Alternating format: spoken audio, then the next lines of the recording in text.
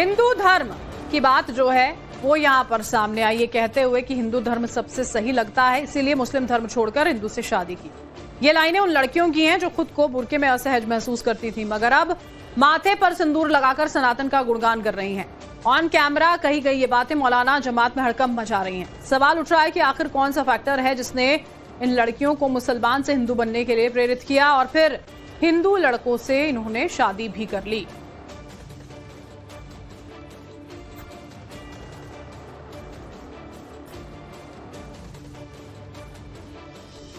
और देखिए, उत्तराखंड में इसी बीच में कुछ ऐसी बातें सामने आ रही हैं जिससे साफ पता चलता है कि मुस्लिम महिलाओं की जिंदगी किस तरह से बदल चुकी है। उत्तराखंड में यूसीसी लागू हो गया है। अब सभी धर्मों के पर्सनल लॉ बेअसर हो गए हैं। मुस्लिम महिलाओं को यूसीसी से काफी राहत मिली है। निकाह, हलाला, इद्दत से छुटकारा मिल गया है उनको। सनातन को अब मुस्लिम लड़कियां अपनाती हुई वहां पर नजर आ रही हैं। हिंदू लड़कों के साथ में वो शादी भी कर रही हैं। और देश भर में महाकुंभ की चर्चाओं के बीच में आपको एक ऐसी रिपोर्ट दिखाते हैं जो सनातन विरोधियों को परेशान कर देगी।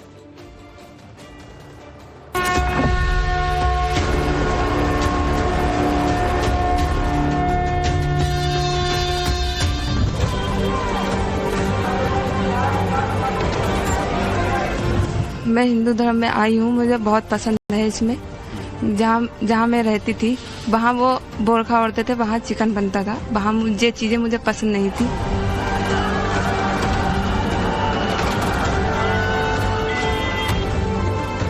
हिंदू धर्म बेस्ट लगता है मोमडन से, क्योंकि मोमडनों में 3 बार तलाक देने से तलाक हो जाता है।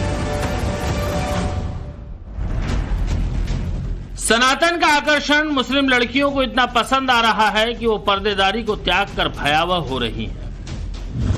उन पर महाकुंभ का प्रभाव हो रहा है।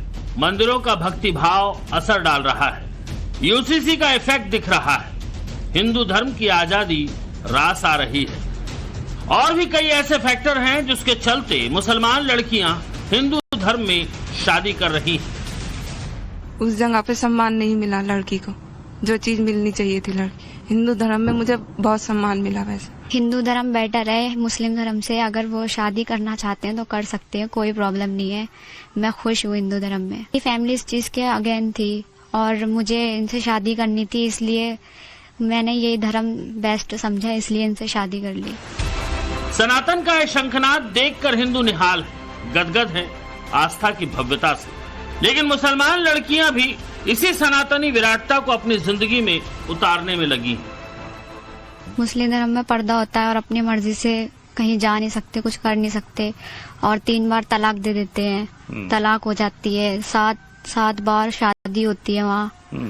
तो हिंदू धर्म में इसलिए शादी की है क्योंकि तलाक नहीं मिलती और क्या नाम, एक ही बार शादी होती है, कोई पर्दा नहीं है, कोई घूंघट का कोई वो नहीं है इशू। इसलिए हिंदू धर्म मैंने सही चुना क्योंकि मुझे बेटर लगा। सनातन में इस वजह से आई, मेरे जहाँ पे रहते थे ना हम, वहाँ पे तलाक होता था 3 जगह। 3 जगह बोल के तलाक हो जाता था। अब जहाँ हम रह रहे हैं उसमें तलाक का कोई वो नहीं है, जब तक कोर्ट में ना जाए। उत्तराखंड की रहने वाली इन लड़कियों के नाम क्या हैं, ये हम किसी वजह से नहीं बता सकते, लेकिन इतना जान लीजिए कि मुस्लिम लड़कियों का सनातन धर्म में रुझान बढ़ रहा है। न सिर्फ सनातन को समझ रही हैं लड़कियां, बल्कि शादियां भी कर रही हैं। हिंदू संगठन से जुड़े विकास वर्मा का दावा है कि उन्होंने बीते 1 साल में 400 ऐसी शादियां करवाई हैं जिसमें दुल्हन मुस्लिम धर्म से आती है। जबकि हरिद्वार के सामाजिक कार्यकर्ता जीवेंद्र तोमर का कहना है कि उनके संगठन ने भी 140 से ज्यादा शादियां करा दी। इनका दावा है कि उत्तराखंड में यूसीसी लागू होने के बाद मुस्लिम लड़कियों के बीच हिंदू धर्म के प्रति बहुत ज्यादा विश्वास बढ़ा है। इसलिए ये आंकड़ा आने वाले सालों में तेजी से बढ़ेगा। ये मान लीजिए कि हमारे सामूहिक प्रयासों से तकरीबन 300 से 400 बच्ची हैं मुस्लिम समाज की जो है स्पेशल मैरिज एक्ट के माध्यम से उन्होंने शादी की है हिंदू विवाहों से, और उसके बाद स्वेच्छा से उन्होंने लीगल उसके द्वारा अपने अधिकार के द्वारा धर्म परिवर्तन अपना किया है, क्योंकि उन्हें पता है कि उनको जीने के अधिकार जो उनके भविष्य है वो हिंदू धर्म में ही सुरक्षित है। धार्मिक स्वतंत्रता हमारे यहाँ हिंदू धर्म में है, वो मुस्लिम धर्म में कभी हो ही नहीं सकती। और उन स्वतंत्रताओं को देखते हुए जो मुस्लिम लड़कियां हैं उनका मन होता है कि हिंदू धर्म में आए, और जिस आज़ादी से जो हमारे यहाँ अधिकार महिलाओं को प्राप्त हैं वो अधिकार उन्हें भी मिले, तो इसलिए वो चाहती हैं कि हिंदू धर्म में आए। जब से यूसीसी लागू हुआ है तब से लगातार प्रतिदिन कोई ना कोई कॉल आती रहती है कि हम हिंदू धर्म अपनाना चाहते हैं और हिंदू धर्म में शादी करना चाहते हैं, तो हम लोग उनकी भी मदद करते रहते हैं।